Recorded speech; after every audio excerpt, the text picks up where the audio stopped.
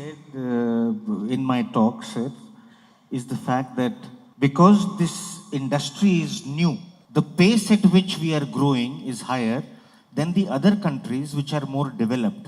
Because the journey that they have already covered or traveled in the last 40 years is the journey that we are traveling now in. So that is the main difference. And plus the fact that the population, our country, as I said, we are about 18% of the global population. And the availability of disposable income with the economic progress of our nation, all of these are factors that keep us ahead in the growth curve compared to the other countries. However, the total value of businesses that they do there is higher than that of ours. But the conversation here was about the pace at which we are growing. So thus we are ahead of them. Second question, so you have got so many verticals, around 6-7 verticals in this industry. Which vertical contributes more to this, your industry, sir? Wedding, hospitality? So for now, it is very clearly weddings. It contributes, I think, approximately 35 to 38% of the entire experience economy ecosystem. The others, I think the second largest sector would be corporate events, followed by government, followed by sports, followed by MICE. Last question, sir. In this coming convention, we will be discussing on the policy decisions, something like that. See, what we do in this convention is we brainstorm on the propositions that we want to move with the government. So we do have our round tables, we do kind of do conversations on stage, on panels, in terms of what is it that is required to move forward for the collective growth. And once we achieve a certain consensus on those points, is then when we take those points forward to the respective ministry. Thank you, DV, for the introduction, and Samit for all the data that you provided on the event industry. Thank you for that. I'm sure that was informative for everybody in the audience. It was definitely for me. Moving on to what Eemagine is all about and what we are going to be doing there. I'm just going to run you through the plan and the speakers and the purpose of the event. As we've been mentioning, it is on 7th, 8th, 9th of August. The main convention venue is going to be the ITC Grand Chola. And we are expecting around 800 odd people from across the country and the world to participate. Just in the afternoon, we had some of our members meet the Honorable Tourism Minister of Tamil Nadu, and he has graciously consented to be part of the inaugural ceremony of the event. So I think this is the first time the new government is going to be participating in an event like this. And we are hoping to have other bureaucrats and government officials from nationally to attend the event. Apart from that, we have keynote speakers. We have Mr. Matthew, who's coming in from London, a well-known storyteller. So he's going to be talking to us what's happening in the world. Then we have Katrina. She's from Toronto. I'm specifically talking about these names. It may not have too much relevance with a few people in the audience, but just to give you a global perspective, that we have speakers coming in from Toronto, Canada. They're coming in from London. We have speakers coming in from Dubai. So this is just not a local regional event, not a national event, but truly an international event. We have, speakers coming in from the TVS group to talk about how the development of events has been an important piece for their own history. We have Mithun Sacheti from the founder of Carrot Lane as one of our speakers. Yeah, good evening. How about the event in 7th and 8th? There is going to be have a corporate participation in that event. Have you invited any corporates for that particular event? Hi. So we do have corporates participating in terms of speakers and panelists. And of course, this is a registration-based system. So we are expecting corporates to participate in numbers. And the purpose of, like what Samit said, the economy is growing at a rapid pace, and the event industry by itself is accelerating more than what the economy itself is going, because it's like, I called it still a sunrise industry. So we will have participation from corporate houses, both as panelists and as delegates. And we will also be having participation from government officers in this event. And again, is an event and entertainment industry, you have any idea of inviting celebrities for this event? Yes, we do have entertainment portions in the evening. So we are in touch with a lot of artists for performances. And even during the conferences, we are in dialogues with a few of these people to participate. We are still awaiting confirmation from them. As you would know, the celebrities confirm 24, 48, sometimes 36 hours earlier.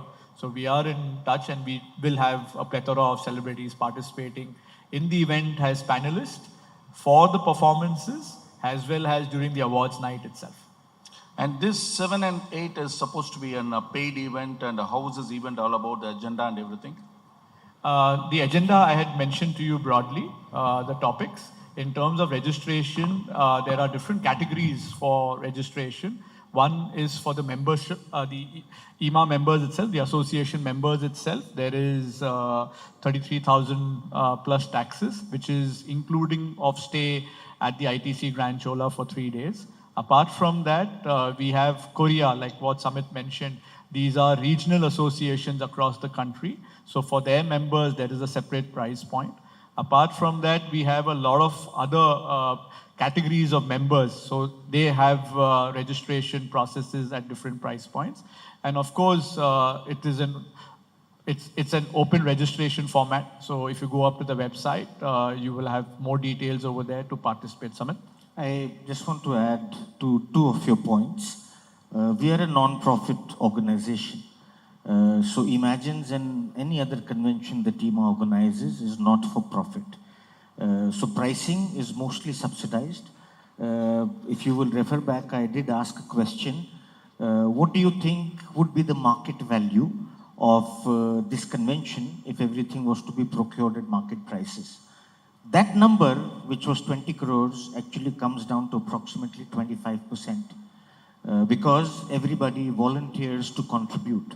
And we would like to applaud most of our sponsors in terms of infrastructure, technology, content, entertainers, MCs, because everybody comes together to make sure that the industry gets benefited, so nobody takes market value. And thus, the pricing mechanism that Siddharth has just mentioned is actually very, very subsidized because it just covers the direct costs. So that was one thing that I wanted to add. The other was your question on corporate participation. While whatever Siddharth said is bang on, but there is also participation of corporates that happens with Eemagine in a different way before Eemagine happens. So our Emax Awards is about 47 or 48 jury members. And most of those jury members are senior bigwigs from the corporate world. So the 700 or 1,000 nominations and award entries that come in, they actually go through the eyes and desks of different corporate houses. So that is also an effective engagement, may be indirect though. You know, unfortunately, I have a little handicap. I can't talk in Tamil. And as a matter of fact, none of the South Indian languages. I just know Hindi and English. So you will have to please bear with me. And if there are any interpretations that are required, I'm happy to kind of seek assistance and help from my friends. They're here in plenty who can possibly translate if there is anything which I have not been able to communicate before you effectively. So at the onset, thank you so very much for sparing time, for understanding the importance of what this means for us and the industry, and making yourselves available with us today, this afternoon. आप सभी लोगों का बहुत बहुत शुक्रिया. Thank you. So please give it out for your own selves, my colleagues. A big round of applause for everybody. Representing the media in different ways. I'm sure there is television. I'm sure there is print. I'm sure there are tabloids. There is a phenomenal representation that I've been told also comes from the social, which has become an integral part of anything that goes out in the form of news. News से ना एक बात मुझे ध्यान आती है. So we as people who belong to the live events and the experiences sector, all of us, in some way or the other, are storytellers, because that is what our business is. And I see there a lot of similarity between what all of you do and what we do, because you also carry stories. Maybe you carry stories and tell the stories in a manner which is slightly different in the way we carry and tell stories, but there is something that, actually makes us go hand in hand. So anything and everything that we end up doing, which has a message to be communicated, it is incomplete without your cooperation. It is incomplete without your story. My friend, my partner in crime, DV actually gave a fantastic analogy of the sunboard. That one small element which is, and many small elements like this that end up creating a large event, there are so many hands that are involved in the transition. So imagine the kind of employment that the industry is generating. And before my friend Siddharth Ganeriwala, we lovingly call him as Sid G, before he comes and talks about what Eemagine 2026 is going to entail in terms of its agenda, I wanted to use 10 minutes of your time to give you a sense of what the industry is, why is the industry relevant, and how is the industry economically contributing to the economic ecosystem of our country. And this is something interesting, which I think has already started to play its play and will have a greater impact in terms of how the business moves in due course of time. 18% of the global population, 18% of the global population lives in India. India contributes about 4% to the global GDP. But our contribution to the global experience economic system is in the vicinity of 2%. Extremely debatable. Some people in some reports say 3, some reports say 3.5.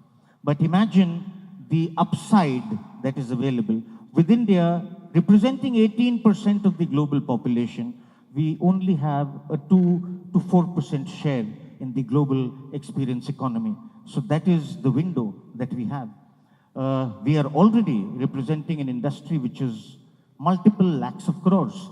Measures that we've done in the past 2-3 years, the wedding business in the country, and while the money controls and various insiders, etc., have said that the size of the wedding business in the country is 4 lakhs, 5 lakhs, 7 lakh crores, approximately 20 to 25% of that business opportunity comes to an event manager.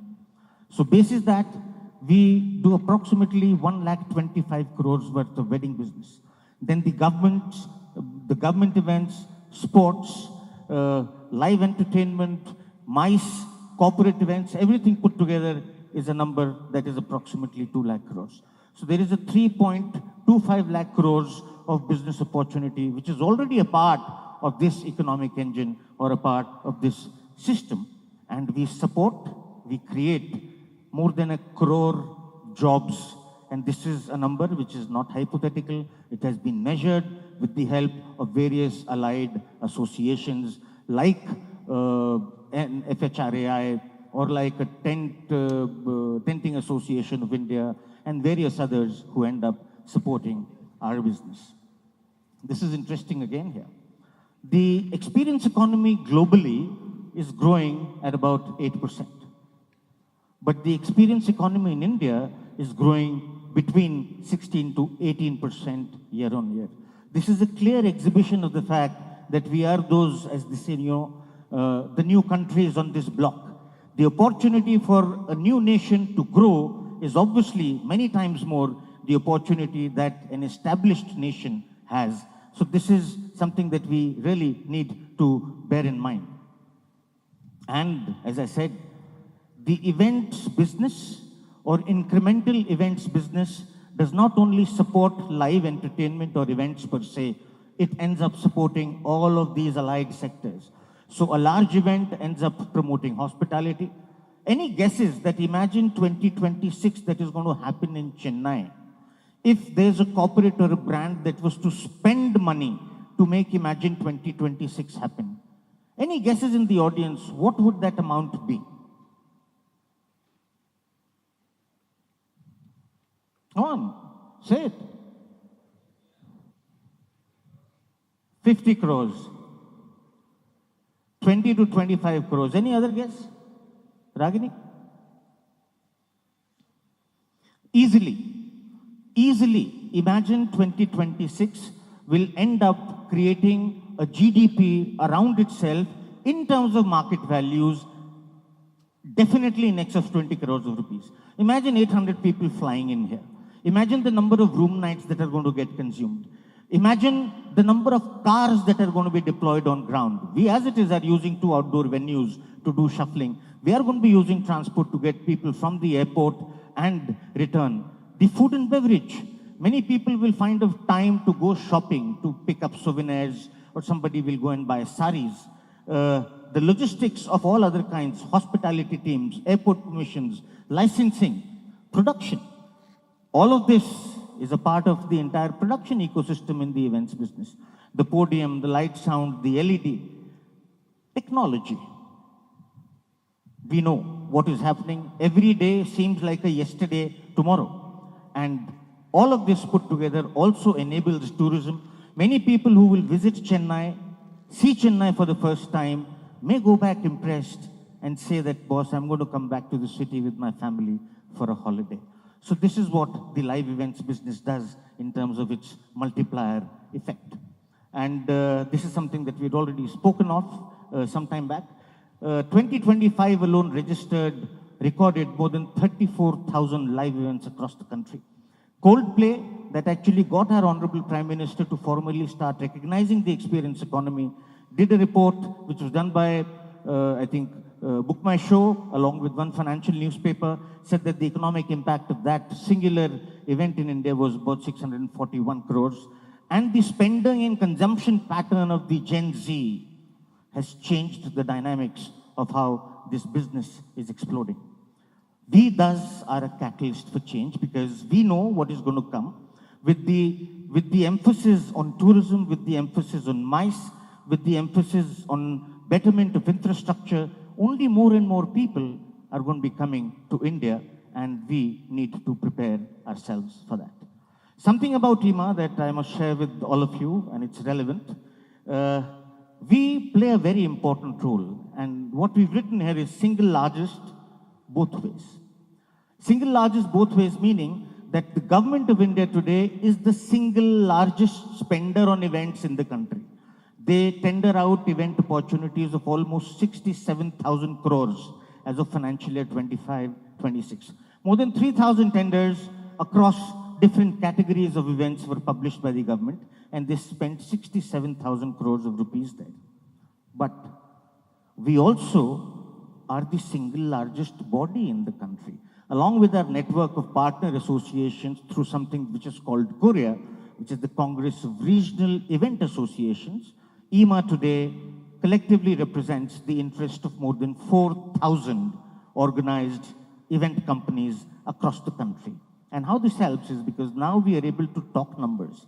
In practically every important government conversation where events are being discussed, Eema has a chair. Thus, we are able to influence conversations, we are able to submit ideas, we are able to share stages with them and make the government understand what the requirement of development and new infrastructure is. This is extremely important. I'm not very sure whether officially through government channels this has yet reached Tamil Nadu or not. Devi, would you have any idea? So last year, at the instructions of the Honorable Prime Minister, the Ministry of Information and Broadcasting set up an exclusive cell which is called LEDC. It is the Live Events Development Council. And LEDC is working nationally to ensure that there is a single window clearance system, permissions are enabled, uniformity of policy for different kinds of events are provided by states in a single umbrella in a uniform manner. So there are 9 central ministries currently working across 6 states with 12 stakeholders to make sure that LEDC universally becomes acceptable across the length and breadth of India. And while we are supporting 10 million jobs already, it is anticipated that over the next 5 years, this number will double. As I said, we are the largest celebration economy because the way weddings happen in India, they really don't happen anywhere else in the world. while the number of weddings that happen in the US is more because in one lifetime people get married thrice on an average, here unfortunately that is not the case. So, but we are very, very big here. And now there is also focus that the government is giving on inviting foreigners to come into India to get married. So this was something which got initiated by Eema through a Wed in India policy that we created with Deloitte and submitted to the Honorable Tourism Minister's office, on which, or basis which the Honorable Prime Minister started talking about wedding tourism in the country.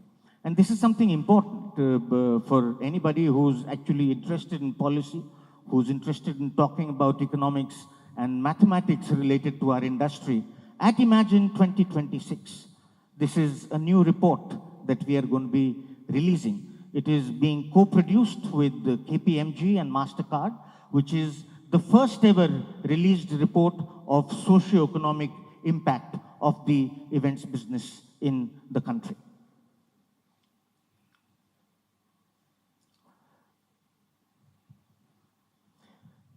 We didn't just pick up a city randomly. While DV made a mention that there was enough conversation last year when we were concluding Eemagine 2025 in Rajasthan, why has the event, which is our national flagship event, come to Chennai? Because Chennai or Tamil Nadu itself has some very strong cognizance in terms of heritage, in terms of culture, in terms of the number of people that stay here, and these numbers are clearly visible here. 286 domestic tourist visits, 286 million, top of the chart as far as national measure is concerned, recorded last year. Number one for tourist arrivals, largely led by temple tourism, but still is extremely critical and important. Tamil cinemas, the industry, and in the north, I would say that, as a matter of fact, Bollywood has taken a lot of inspiration in scaling up production. All of that started here. With the Bahubalis and the other films in those days, is how scaling up of cinema at large, and it's extremely integral to Indian culture, because the way it carries our stories internationally to other parts of the world has a lot of important role to play. More than 2,500 crores of rupees has been contributed by cinema that has emerged from Tamil Nadu. And everybody knows that economically, we are the most advanced state in the country. So give yourselves a huge round of applause for that as well. Tamil Nadu, these are numbers that I've picked up from various government gazettes, is trying to work along the next 5-year plan of multiplying its GDP and taking it to approximately 1 trillion from a current number of less than half. So this is the guts, this is the spirit of enthusiasm, this is the futuristic approach that we as an events industry also need. So these are all various reasons for us for having selected Chennai, for having selected Tamil Nadu as a destination. And before I close, some things that are important, and these communicate our sentiment in the right and the best possible way, is that we want to make sure that India today, tomorrow, in times to come, becomes the stage for the world. We want people to start coming to India to consume weddings, organize weddings. We want to make sure that we become the largest entertainment system, at least in Asia. The infrastructure that Singapore, Dubai, Bangkok, Hong Kong, and many other places have in the Asian subcontinent is X number of times more and better than what our country has. But work along those lines has already started. We want to make sure that we are also the immersive cultural capital, because the kind of culture, the quantum of mythology, the landscape of this is endless. I don't think so there is any single person in this room, irrespective of the age, who has seen in complete, dimensions, even a singular state in India. Forget the total congregation of the X number of states and the Y number of union territories. We want to make sure that we also become a preferred destination for international conventions. the Yashobhumis, the Bharat Mandapams, the Geo Convention Centers, and many others that are still in the process of being developed, is actually now making sure that we are at par with international infrastructure that is available in other parts of the world for all of these things. और देखिए जुगाड़ में हमको कोई beat नहीं कर सकता, but if that adaptability, if that spirit, if that knowledge is conjoined with proper learning, methodology, then I see no reason why we cannot lead the experience design and the innovation aspect, because we are great storytellers. The kind of work that we continue to do, the way we exhibit ourselves to people who come to India to consume different kinds of stories and entertainment, is phenomenal and at par with anywhere else in the world. So the future belongs to those who create unforgettable experiences. And all my friends sitting in this room, all my friends and partners, all our friends and partners who are going to be contributing to making Eemagine 2026 successful at the end of the day, are all experience creators. So this congregation of 700 to 800 people, when all the think tanks of the nation come together to chart the future progress and growth of our industry, is what is going to eventually help us take things forward. So thank you so very much for being here once again with all of us, and we will require or continue to require your support while the Eemagine as a convention happens in its physicality 7th, 8th, 9th of August at ITC Chola. Thank you so very much.